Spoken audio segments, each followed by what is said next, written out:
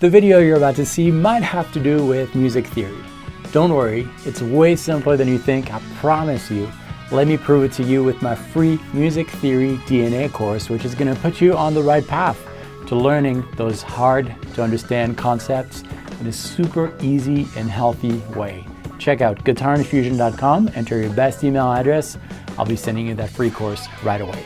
But for now, let's get into the video.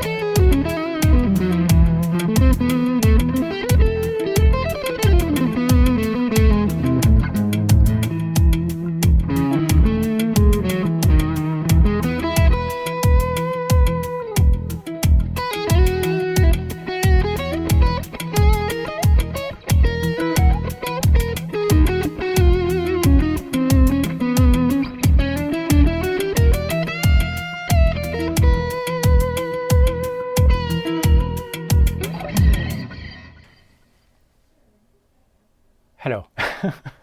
What a transition.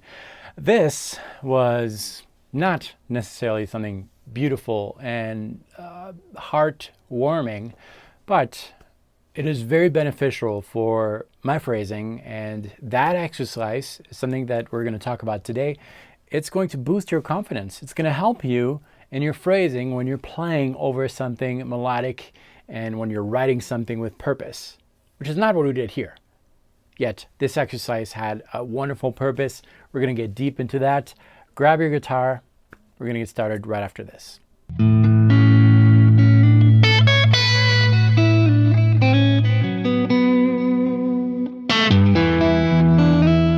Hi, my name is David Wallerman. Welcome to this channel, which is all about helping guitar players like all of us find our unique voice, develop it on the instrument to tell our own personal musical story.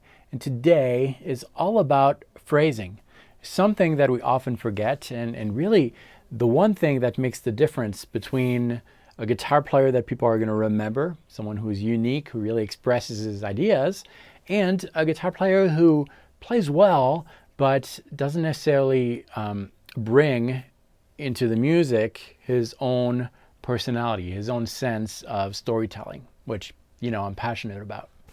First, let's tell a little bit about the backing track here. The backing track, this one right here, is made of just one note. There's one note, one pitch, and that's an E in this case. Could have been anything else, but that's an E. The bass is playing that E, E, E, E, and then there's some guitars there that are just playing E's an octave apart. Okay, now why did I pick E? Why not?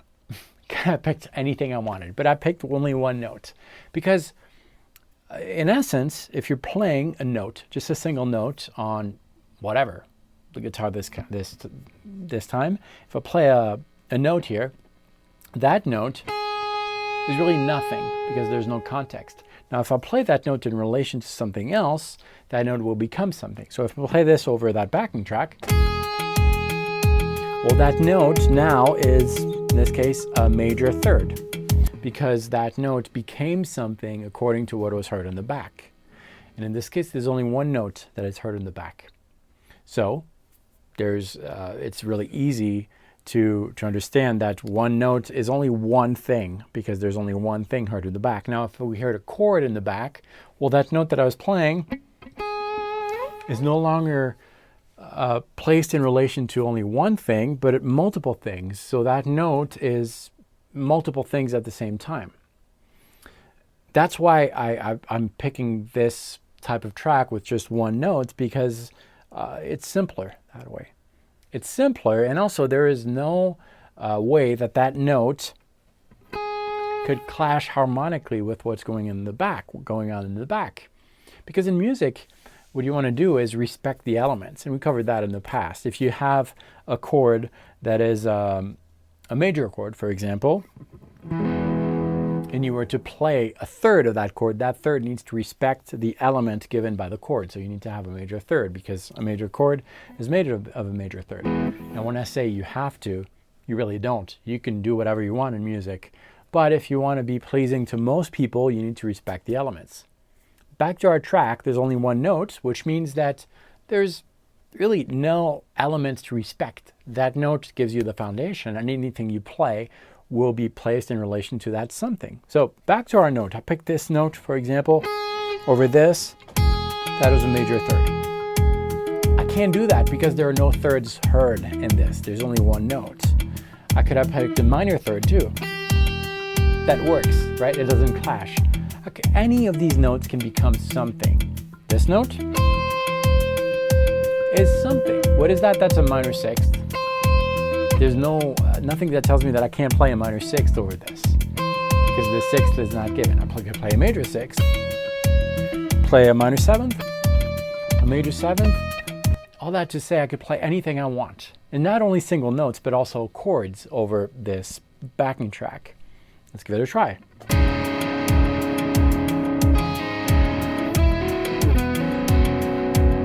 Works, right?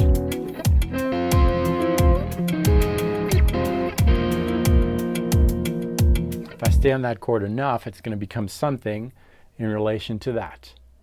All right, hopefully that makes sense. And the reason we're doing that is that now we know that we could play anything. Any note will work over this. That means that we don't have to worry about following a key or following a set order of notes or a formula.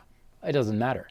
Now, if that's out of the way, that means that we need something else in order to create a story that will be somehow appealing to people, that tells something. And we're going to look somewhere else. We're not going to look in the choice of notes this time, but in the other things. And in speech, when you're talking, you're doing it naturally, and that's rhythm. Rhythm is super important when you are speaking. If I were to speak very monotonously, all my notes would have the same length. Then it would sound like a robot. It would be really fun. It would be very loud, dramatic. That's how it would sound like. It's not what we're going to sound like here, because we're going to think about silences, lengths of notes, and all those things when we're phrasing. And that's what we're going to do right now. The first thing we're going to do is just listen to the track and just kind of get into the groove. You have a strong bass there that gives you the foundation. So that's, if anything, that's what you need to respect. Now that doesn't mean that you're going to play just on those beats. That would be very boring.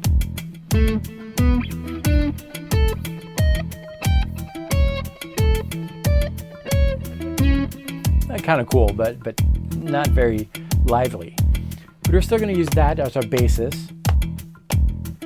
And think of a subdivision, which means that we're going to divide that in a series of notes of equal value. It could be threes, 1, 2, 3, 1, 2, 3, ta ta ta ta ta ta ta ta ta ta ta. It could be fours,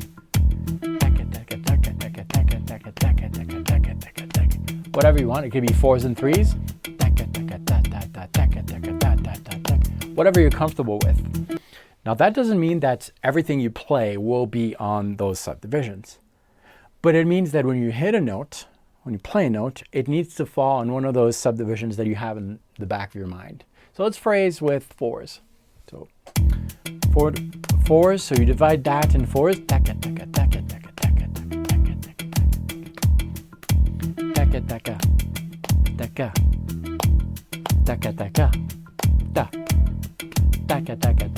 Or threes,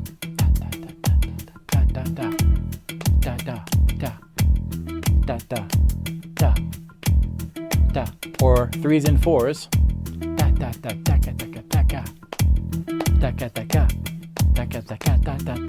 you just combine and match things. Once you have that, play something. Now what do you play? Well, we know that any note is going to work on that.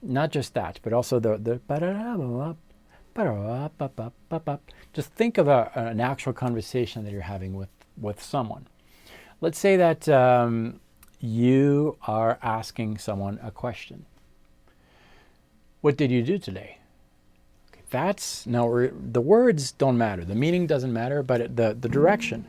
What did you do today? So it's kind of ba-da-da-da-ba-da, right? Kind of like a wave. Ba-da-da-ba-ba-ba. Da, da, da, da, da, da, right? Ba-da-da-da-da-da. Think of the wave. What did you do today?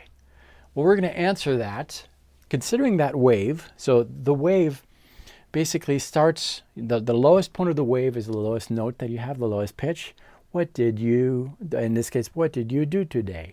Bay, bay, day. That's the lowest one. That's the very last syllable that I said. What did you do today? Na na na na na na. Ba da da da da da. Ba da da da. That's the highest one. Ba, ba, ba, ba. Okay, just picture that. The pitch themselves don't matter. You don't have to replicate exactly here, but just think of that. What da da da da da. And then you're going to answer that. But you're going to answer it within that range. So your answer is going to start somewhere within the range of that wave that you had. Ba da da da da da. So maybe you can start with the last note. Ba-da-da-da-da-da. Ba-da-da-da-da-da. Ba-da-da-da-da-da.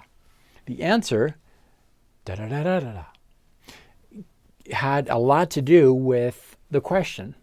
We're using clues within the question to answer. Oral cues, as far as the pitches. Da-da-da-da-da-da. Ba-da-da-da-da-da. It's almost a repetition, right? I kind of think of phrasing like Jeopardy. You know, the Jeopardy game where you have the answers on the screen and then you've got to find the question. And the question needs to match the answers that are on the screen.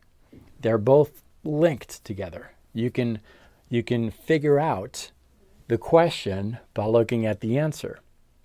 And in the same way, you can figure out the answer by looking at the question. Okay, let's take a look at how that looks like musically on the instrument. Here's the question. For example, that's an opening statement. We're going to answer that. So think of the wave again. This time we're not having like wave as it high, low, but there's a low note. That was it. And the high note was right here. So we're operating between this and this. Now, if you ask the question, you're the one playing, it's even easier because tactically your fingers kind of know where they are. So your answer is going to be happening in that same range there. So maybe an answer to that would be, here's the question, here's the answer. You see how they're related? Now, something that would not be related, an answer that wouldn't match the question would be something like this. Here's the question, here's the answer. They're not really related. You would never guess this from, whereas these two are related to each other. And that's kind of how you build your story, your improvisation. Always assume that the listener doesn't know what you're about to tell him and always needs to be reminded of things. Simplifying things really helps the listener connect with your ideas. You might have the most interesting and deep, complex ideas out there. The listener is never really going to get into them if you don't take time to talk to him like he's a 4-year-old. And that's kind of why, like most of my lessons, I try to simplify things to the level of 4-year-old, like talking about stories and maybe it's because I have kids, I don't know, but you know what I mean? Like I'm trying to use vocabulary that is very understandable by most people, because then you might think that's ridiculous. That's kind of like, that's lame. What is he saying? But you connect with that. And then I can bring you other places. And then I can tell you things without really telling you, because you keep thinking about like, what is he talking about? Stories? That's like, what? and you keep thinking about it, and then you have revelations that I didn't really tell you. You came up with them on your own, and that's how you can really connect with that. Hopefully that makes sense. And it's the same musically when you're phrasing. Simplify things. Answer that. I'm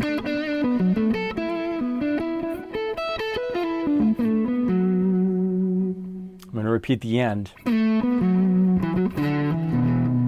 Because I know that where I want to bring you. But I want to bring you there by the hand gently. I want to bring you somewhere here. I have something here.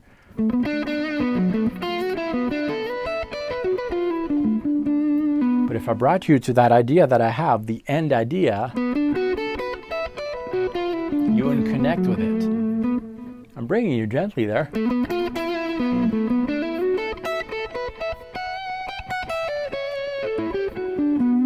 Maybe adding a few clues,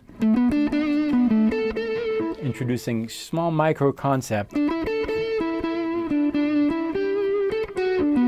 so that when I throw that idea at you, you'll be prepared.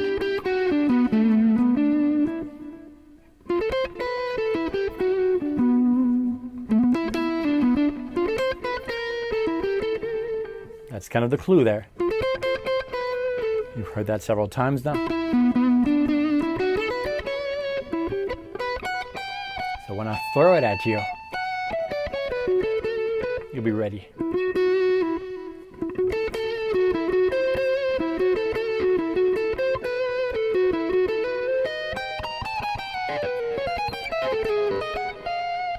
That was the idea. You digested it a lot better because I injected clues in my thing that would be reminiscent of this. That kind of thing. Whereas if I started my improv right away, check this out. It wouldn't make much sense. You wouldn't accept it as it is. Did that make sense? I hope it did. Anyways, those are the ideas that I have for you today. Improvisation is about storytelling. It's about taking an idea, expanding on it, developing it, bringing the listener from point A to point B, remembering what is in between. Don't just play point A and point B. Develop, super important. And this type of track, just one note, is really helpful for that because you don't have the constraint that you would have when you have more chords. You can play whatever you want and develop those things.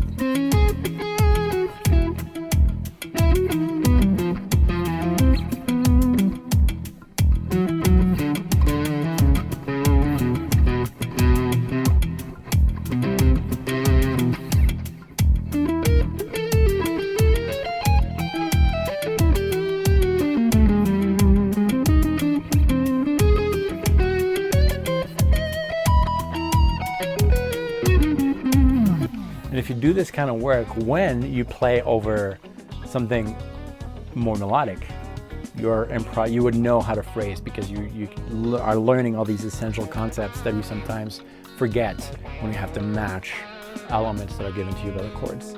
That's what I have for you today. If you want to develop that further, I prepared for you a free download with this backing track that you just heard. For you to practice this, rewatch this lesson several times. Take some notes because tomorrow or later today or whenever you have a dedicated practice time, you can go back to these notes and try these ideas over this backing tracks.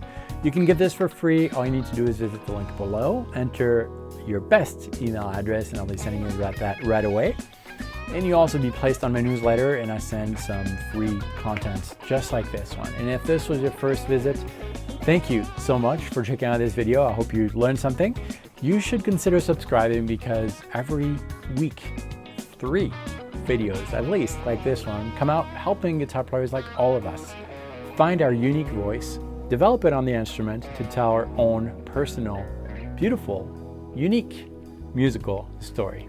Thanks for watching this. I'll see you very soon. Practice well.